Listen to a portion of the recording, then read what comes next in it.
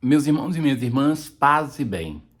A liturgia de hoje nos reserva uma reflexão sobre o pedido de perdão, a oração suplicante que faz Azarias, pedindo ao Senhor que perdoe e reconhece que eles estão sofrendo por causa do ter abandonado o reto caminho, o caminho de Deus. Mas também tem um outro tema importante que está presente na liturgia de hoje, que é o discurso de perdão. No discurso que ouviremos, Pedro faz a Jesus uma pergunta e já dá uma medida abundante de perdão, 7 vezes 7. E Jesus chama a alargar muito mais o nosso coração e vai contar uma parábola que nos faz refletir muito sobre a necessidade de perdoar para entrarmos em relação com o irmão e, sobretudo, com o Senhor. Ouçamos. Na antífona de entrada de hoje, eu vos chamo, meu Deus, porque me atendeis. Inclinai vosso ouvido e escutai-me. Guardai-me como a pupila dos olhos, à sombra das vossas asas, abrigai-me. Azarias, ele faz esta oração. Ele está no meio do fogo. É ele aquele que vai fazer aquela grande oração de louvor no meio do fogo, que vai ser poupado pelo Senhor. A história marcante dos 3 que estão no livro de Daniel, no meio do fogo e que vai ser poupado diante do rei, motivo pelo qual o rei vai louvar o Deus de Israel. A oração de Azarias, ela começa assim, não nos desampares nunca, não desfaças tua aliança. É em nome da aliança, da fidelidade de Deus que se faz a invocação, recordando o passado para animar o presente. E vai se referir aos patriarcas, Abraão, teu amigo, por Isaque, teu servo, e por Israel, teu santo. O amigo, o servo e o santo.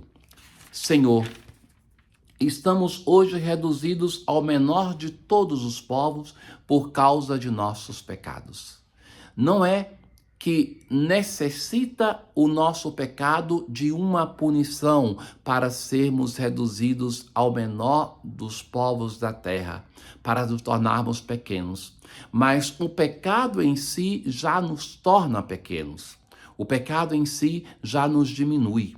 Então, que não é um castigo de Deus por causa do pecado, mas o próprio ato de pecar já nos torna insignificantes diante de Deus, diante do irmão.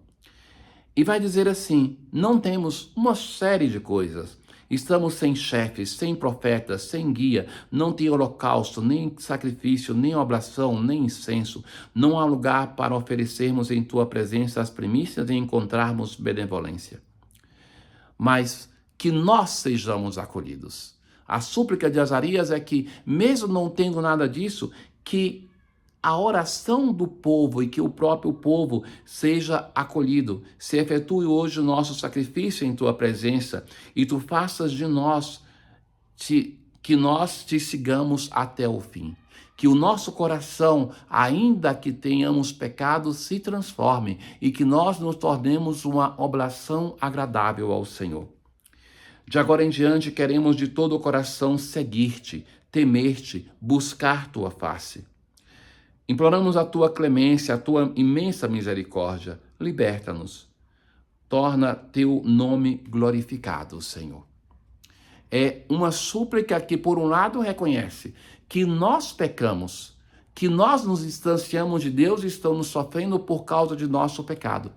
Mas, sobretudo, reconhece que Deus é bondade, é clemência, é misericórdia. E é Ele ser tudo isso que encoraja o nosso pedido de perdão.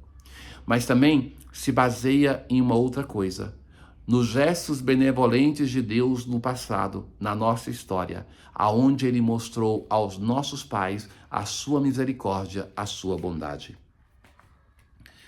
No Salmo responsorial de hoje, mostrai-me, ó Senhor, vossos caminhos e fazei-me conhecer a vossa estrada.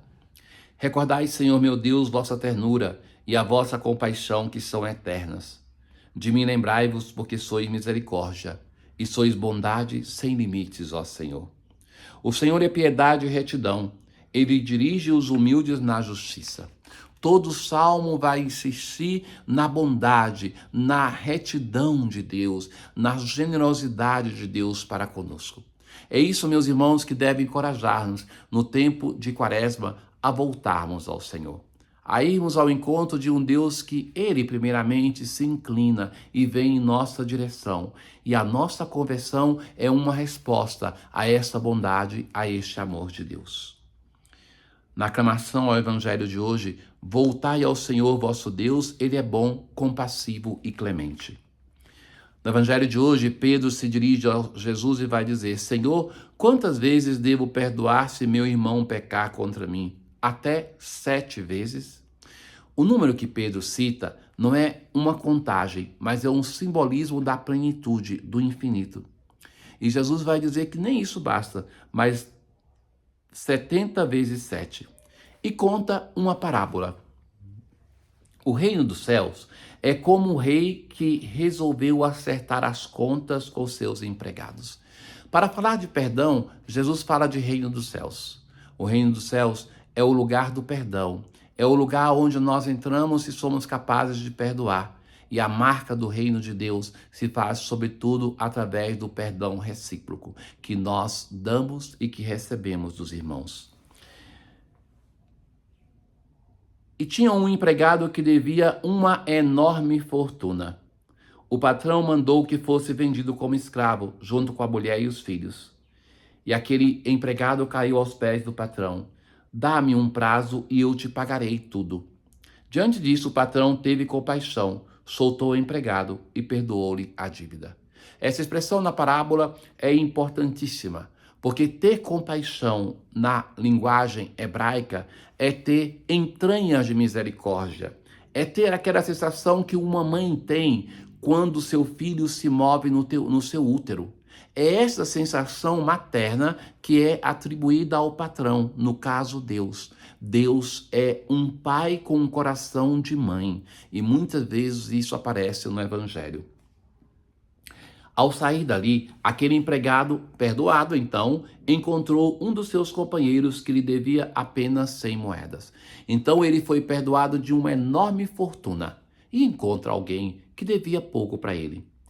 Ele o agarrou e começou a sufocá-lo. Aquele colega vai fazer o mesmo pedido, é a mesma frase: dá-me um prazo e eu te pagarei. Ele não perdoa, manda-o para a prisão até que pagasse o que devia. Os colegas, outros, ficaram indignados com o que viram. Sabendo que aquele homem tinha sido perdoado e que não perdoou, eles procuram o patrão e lhe contam tudo o que aconteceu. O patrão vai dizer assim: empregado perverso, eu te perdoei toda a tua dívida porque tu me suplicaste. Não devias tu também ter compaixão do teu companheiro, como eu tive compaixão de ti?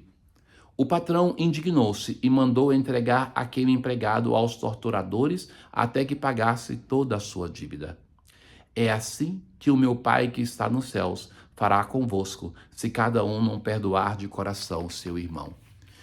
O que tem de importante nesta parábola, caríssimos irmãos e irmãs? É porque o patrão, ele sofreu com aquele segundo empregado. Ele assumiu as dores daquele segundo empregado. Ele teve compaixão do primeiro, mas foi um aliado do sofrimento do segundo. O que nos diz essa parábola em relação ao nosso perdão? Deus, ele assume as dores daquele irmão que nós não perdoamos. Não perdoar o irmão é não perdoar o próprio Deus. É atingir o coração paterno, materno do nosso Deus. É Ele o grande sofredor em cada irmão que nós não perdoamos, que nós excluímos, que nós bloqueamos por birra, por raiva, por ódio nas redes sociais, que nós deixamos de cumprimentar, de amar. Ó Deus, que a vossa graça não nos abandone, mas nos faça dedicados ao vosso serviço e aumente sempre em nós os vossos dons. Tenham todos um bom dia. O Senhor esteja convosco, Ele está no meio de nós. Abençoe-vos o Deus Todo-Poderoso, Pai e Filho e Espírito Santo. Paz.